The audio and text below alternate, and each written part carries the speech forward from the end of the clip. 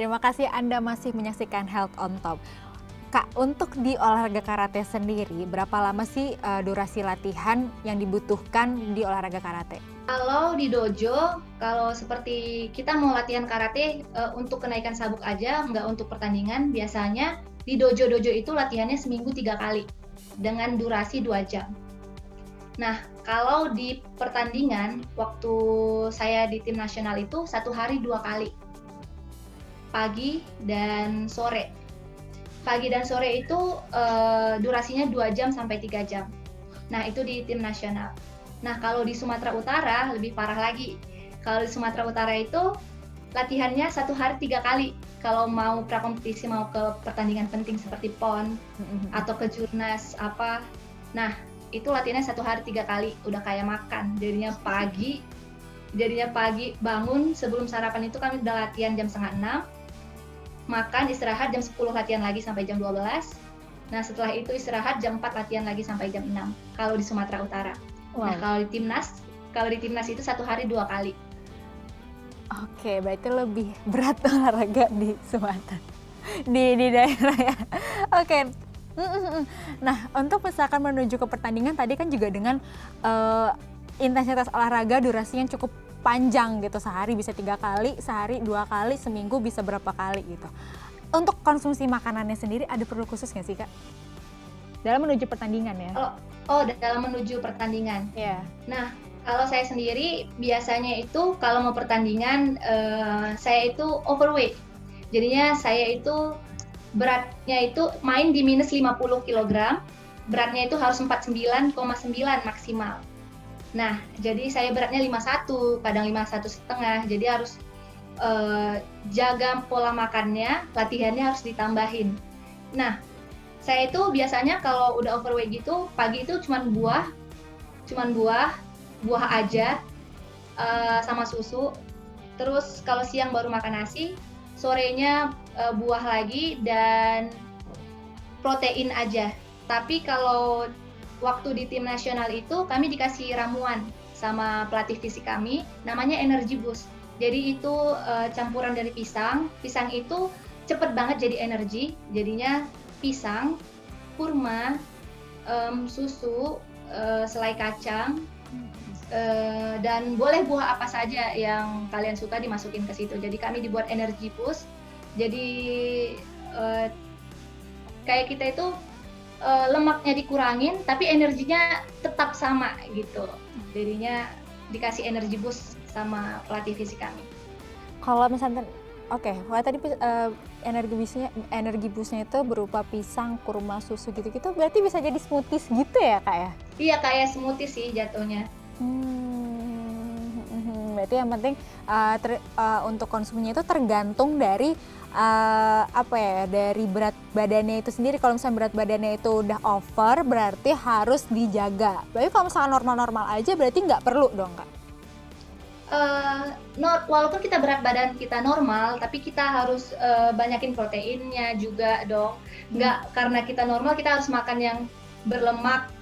Kita harus makan yang banyak protein biar muscle kita juga tetap terbentuk. Nggak lemaknya yang banyak, tapi muscle-nya yang berat itu muscle-nya bukan lemaknya gitu. Jadi Oke. harus tetap dijaga pola makannya, walaupun berat badannya stabil. Oke. Kalau untuk pertandingannya sendiri, dalam satu ronde itu biasanya durasinya berapa lama sih? Dan biasanya ada babak-babak tertentunya nggak sih, Kak? Eh, Kalau durasi untuk senior itu 2 menit, perempuan itu 2 menit. Nah, kalau di kejuaraan internasional itu sampai ke final itu 6 kali bertanding. Misalnya babak pertama saya menang, saya nunggu babak keduanya itu nunggu pool di atas saya menang, yang menang akan ketemu sama saya. Jadi ada breaknya sebentar, habis itu bertanding lagi. Nah, itu bisa sampai 6 babak sampai ke final. 7 kali bertanding sampai ke final biasanya. Oke. Oke, siap. Nah, kan sudah menjalani karate dan juga sudah mendapat penghargaan ya Kak ya, di sekarang dan kata internasional juga. Apa sih Kak manfaat ini dapat selama Kakak ini menjalani olahraga karate?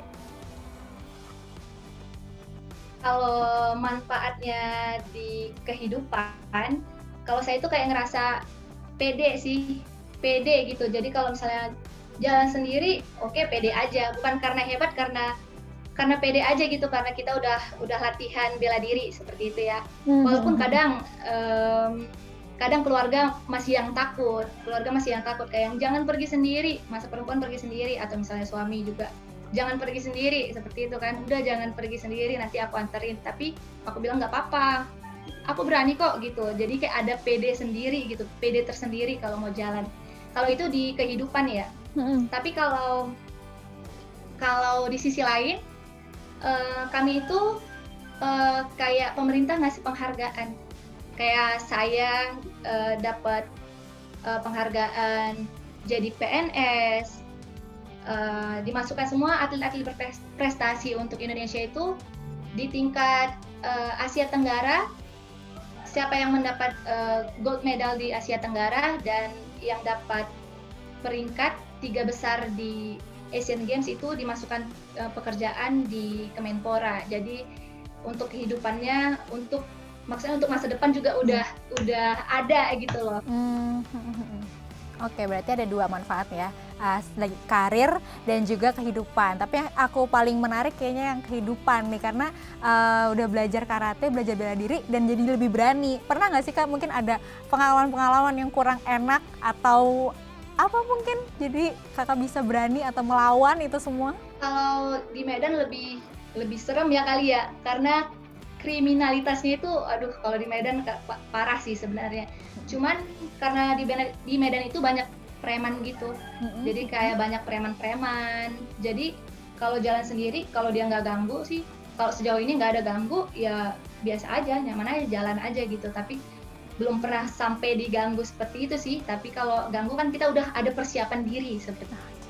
Oke, penting ya berarti ya untuk perempuan-perempuan juga. Oke, nah untuk pertandingan sendiri, alat-alat atau pakaian-pakaian yang digunakan itu kira-kira mirip gak sih atau mungkin sama gak sih sama yang dipakai waktu latihan? Tergantung ya, kadang ada atlet yang memakai baju pertandingannya ke tempat latihan. Nah kalau saya, baju pertandingan saya simpan untuk pertandingan aja. Jadi kalau baju latihan saya tersendiri. Nah, jadi kayak ada baju kebanggaan saya untuk berangkat nanti bertanding, seperti itu. Nah, terus gitu kalau di internasional itu,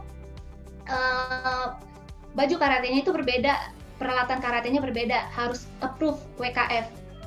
Jadi harus approve WKF, kalau enggak kamu nggak bisa bertanding. Jadi saya tersendirikan baju untuk saya bertanding, dan baju untuk latihannya beda lagi.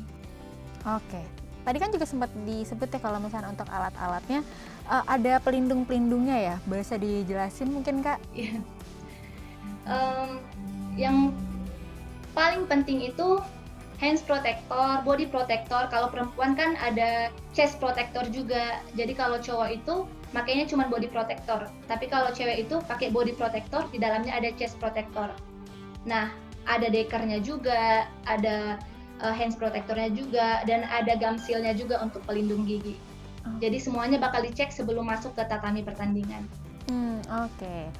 Kita bahas mungkin pertandingan ya Kak. Nah tapi untuk pertandingan tadi kan udah disebut ya durasinya berapa, untuk yang cowok dan cewek juga berapa, dan untuk final juga berapa lama gitu untuk babak-babaknya. Nah untuk cara penilaiannya sendiri nih Kak, karate itu seperti apa sih Kak? Kalau karate itu, saya bilang tadi kan ada sanchin. Nah, sanchin itu gerakan karate yang benar.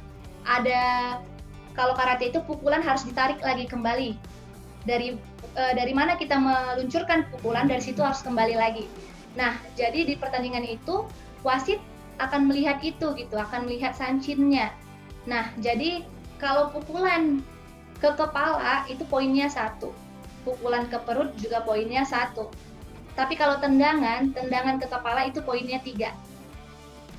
Dan bantingan juga poinnya 3. Tapi wasit semua bakal melihat itu ada sanchinnya enggak. Kalau nggak ada sanchinnya, walaupun dia kena ke muka tapi nggak bener gerakan karatenya, itu nggak poin gitu. Oke, berarti sanchin itu termasuk nilai penting ya, yang harus diterapkan untuk mendapatkan nilai gitu.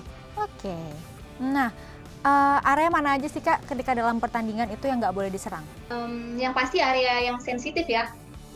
Jadi yang depan dan belakang area sensitif itu nggak boleh ditendang. Dan di karate itu karena udah real sport, jadinya kalau kamu mukul terlalu keras ke wajah atau nendang terlalu keras ke bagian wajah dan ke kepala belakang sini, kamu bakal dapat pelanggaran. Apalagi kalau misalnya terlalu keras, kalau untuk senior terlalu keras nggak apa-apa, nggak masalah keras, tapi jangan sampai berdarah. Kalau berdarah akan diberikan sanksi sama wasit. Oke, oke, oke.